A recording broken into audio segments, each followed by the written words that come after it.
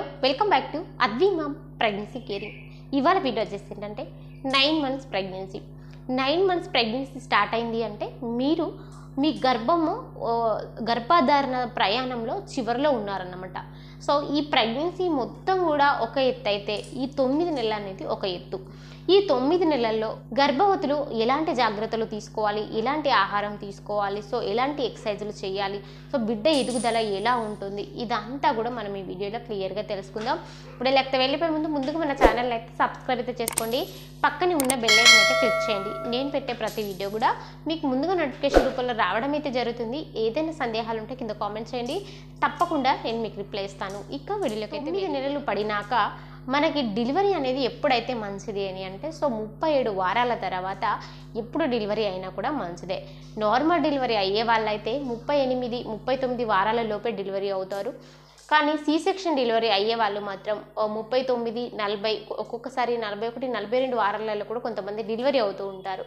అయితే normal delivery అయ్యే వాళ్ళు కొంచెం ముందుగా డెలివరీ ఎందుకు అవుతారంటే బేబీ వెయిట్ తక్కువగా ఉంటుంది. అంటే 2.5 kgs కంటే కొంచెం ఎక్కువగా 2.5 kgs అట్లా ఉంటుంది. సో అట్లా ఉన్నప్పుడే నార్మల్ డెలివరీ అవకాశం ఉంటుంది. బేబీ 3 kgs కంటే ఎక్కువగా ఉన్నప్పుడు మనం నార్మల్ డెలివరీ అవ్వడం చాలా కష్టం అవుతుంది. అందుకే సి సెక్షన్ డెలివరీ అనేది అవుతుంది. మనకి ఎప్పుడైతే 9 నెలలు పడతాయో అప్పటి నుంచి కొన్ని జాగ్రత్తలు తప్పనిసరి ఫాలో అవ్వాలి. ఫస్ట్ వచ్చేసేటప్పటికంటే అతిగా బరువులు మోయకూడదు. సో నేనే కొన్ని వీడియోస్లలో చెప్పాను. సో నార్మల్ డెలివరీకి ట్రై చేసే వాళ్ళు చిన్న చిన్న బరువులు మోయండి అని. సో చిన్న చిన్న బరువులు మోయడం వేరు, అతిగా బరువులు మోయడం వేరు. అంటే నార్మల్గా మనము ఇండ్లలో చిన్న చిన్న బిందెలు లాంటివి ఉంటాయి, అవి మనం మోయొచ్చు. ఎందుకంటే మనకు బేబీ కిందికి డ్రాప్ అవుట్ అయిపోయి మనకి సర్విక్స్ ఓపెన్ అయ్యి మనము డెలివరీ ఈజీగా అవ్వడానికి అది యూజ్ అవుతుంది. సో మన పెల్విక్ క్యావిటీ స్ట్రాంగ్ అవ్వడానికి, మనకు నార్మల్ డెలివరీ అవ్వడానికి అట్లా యూజ్ అవుతుంది. కానీ మనకు మించి బరువులు మోస్తే ఖచ్చితంగా అది అబోర్షన్ అవుతుంది, అంటే ప్రీటర్మ్ డెలివరీ అవుతుంది, ఉమ్మనీరు పూర్తిగా పడిపోతుంది, ఇట్లాంటి ప్రాబ్లమ్స్ అవుతూ ఉంటాయి అన్నమాట. సో కాబట్టి మీకు మించి బరువులు అయితే మోయకూడదు. అండ్ సెకండ్ వన్ వచ్చేటప్పటికి ఏంటి అంటే ఇంటర్ కోర్స్ అనేది పార్టిసిపేట్ చేయకూడదు. 9 నెలల్లో ఇంటర్ కోర్స్ పార్టిసిపేట్ చేయొచ్చట కదా, అట్లా చేస్తే నార్మల్ డెలివరీకి ఛాన్సెస్ ఉంటుందంట కదా అని అడుగుతూ ఉన్నారు. సో నార్మల్ డెలివరీకి ఛాన్సెస్ అనేది ఒక 10% ఉన్నప్పటికీ కూడా సో దీన్ని డాక్టర్స్ అలో చేయరు. ఎందుకంటే మనకి 9 months ప్రెగ్నెన్సీ అనేది చాలా సెన్సిటివ్ అన్నమాట. సో ఆల్రెడీ బేబీ కిందికి డ్రాప్ అవుట్ అయ్యి ఉంటుంది. సో ఎనీ టైం మనకు డెలివరీ అనేది అవుతుంది. సో మీరు సెక్సువల్గా కలిసినప్పుడు కొన్నిసార్లు అది బేబీ పైన ఎఫెక్ట్ పడుతుంది. అందుకే డాక్టర్స్ అస్సలు వద్దు అని చెప్తూ ఉంటారు. మీరు నార్మల్ డెలివరీ కావాలంటే సెక్సువల్గా కలవాల్సిన అవసరం లేదు, ఇంకో చిన్న చిన్న ఎక్సర్సైజులు చేస్తే ఖచ్చితంగా నార్మల్ డెలివరీ ఛాన్స్ ఉంటుంది అని చెప్తూ ఉంటారు. సో నేను కూడా కొన్ని వీడియోస్లో ఇదే చెప్పాను అన్నమాట. సో దీని ఇంటర్ కోర్స్ అనేది పార్టిసిపేట్ చేయకండి. అండ్ ఇంకొకటి ఏంటి అంటే తీసుకునే ఆహారం కూడా మంచి హెల్తీ ఆహారం తీసుకోండి, వాటర్ కంటెంట్ ఎక్కువగా తీసుకోండి. ఎందుకు వాటర్ కంటెంట్ ఎక్కువగా తీసుకోవాలంటే ఇది ప్రెగ్నెన్సీ స్టార్టింగ్ నుంచి కూడా చేయాలి.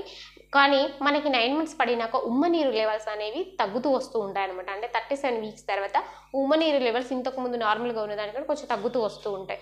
ఒకవేళ మీకు 9 months పడే ముందే ఉమ్మనీరు కొంచెం తక్కువగా ఉంది అంటే ఇంకా చాలా తగ్గుతూ ఉంటుంది. సో బేబీకి కొన్ని ఇబ్బంది అవుతుంది అనమాట. సో అందుకనే మీరు బాగా వాటర్ కంటెంట్ అనేది తీసుకుంటూ ఉండాలి. అండ్ ఈ యొక్క 9వ నెలలో ఇంకా మీరు చేయవలసింది ఏంటంటే అసలు లాంగ్ డ్రైవింగ్స్ అస్సలు చేయకూడదు, లాంగ్ జర్నీస్ కూడా పూర్తిగా అవాయిడ్ చేయండి. ఎందుకంటే 9 నెలలు పడ్డాయి, బేబీ పెరుగుతూ ఉంటుంది, బేబీ గ్రో అనేది ఇప్పుడే బాగుంటుంది. సో బేబీ కేజెస్ అనేవి మంచిగా ఇప్పుడే గ్రో అవుతూ ఉంటుంది.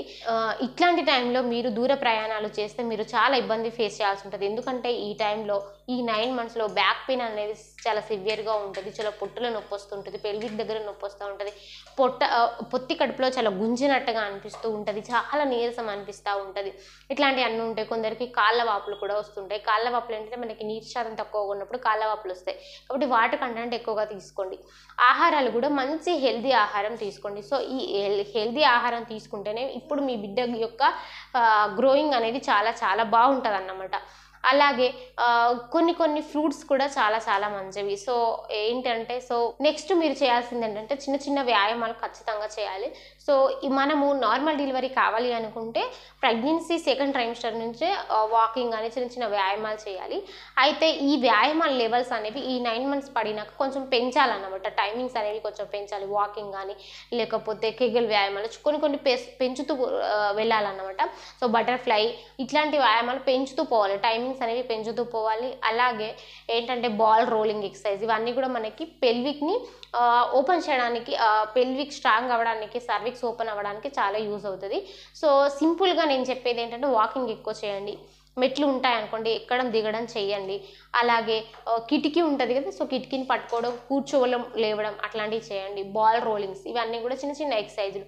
అలాగే ఫ్లోరింగ్ ఎక్సర్సైజ్ ఉంటుంది. ఫ్లోరింగ్ అంటే నార్మల్గా ఒకప్పుడు మనం ఇల్లు అలకడం చూసేవాళ్ళం మన పెద్దవాళ్ళు. సో అట్లాగే సో కింద కూర్చుండి కాళ్ళతో వైపు నడవడం ఇట్లాంటివి చేయండి అన్నమాట. ఇట్లాంటివి చేస్తే మీకు డెలివరీ అనేది ఈజీగా అవుతుంది. అండ్ మెయిన్ మీరు తెలుసుకోవాల్సింది ఏంటంటే అసలు డెలివరీ అనేది ఎలా ఉంటుంది. సో నార్మల్ డెలివరీ అవ్వాలనుకుంటే ఎలా ఉంటుంది, సి సెక్షన్ డెలివరీ అవ్వాలంటే ఎలా ఉంటుంది. సో నార్మల్ డెలివరీ అవ్వాలంటే 9 మంత్స్లో మనం ఏం చేయాలి. సో మనకు ఒకవేళ నార్మల్ డెలివరీకి పెయిన్స్ అనేవి స్టార్ట్ అయినప్పుడు మనము లేబర్ రూమ్కి వెళ్తాం కదా.